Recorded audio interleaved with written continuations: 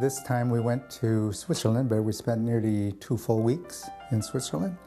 Basically, we came as light as possible because if you're going by train, you're required to get on and off the train, and there's long ramps, and also our hotels were close to the train station, but over cobblestones and that sort of thing was much easier to go light.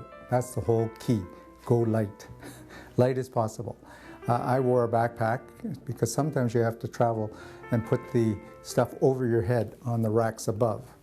And sometimes if you're lucky and it's not too crowded, you can get it between the seats, or there's a rack in the back of the train. But if the train's full, you'd have to put it on the rack, so you have to be able to lift it over your head. And if you have a 30 or 40 pound rack, pack or something, that's too heavy. So we tried to keep it under 20. The other tip is that have a hotel near your train. That makes a big difference. And the other one is there's an app we used the most was what's called SBB app, and that's the Swiss train app, and that was excellent. It tells you basically a whole running schedule of the train, so if you miss it, you know when the next one's coming. And the trains all nearly run on time within a few minutes. It's just like Japan. And they also gives an indication, you know, if you're on first class or second class, how many people, if it's crowded, too much crowded on second class, and you might not want to take that train. You might want to take another train so you get more room. The other tip, of course, is Switzerland is very expensive for food. You get a hot dog for $30 or something like that.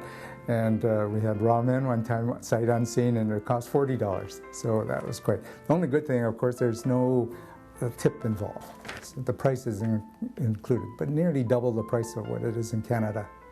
So to make things ends meet, sometimes we ate at the grocery store, the Co-op, or the Migros store. They have a lot of takeout food because a lot of people buy those things. They're all nearly every train station has one of those kiosks that sells stuff like that.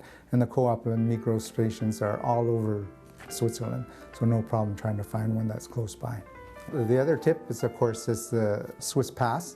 Now, you have to figure out if your itinerary is worth your while to have a Swiss pass, because you can add up all your links of where you want to go and figure it out.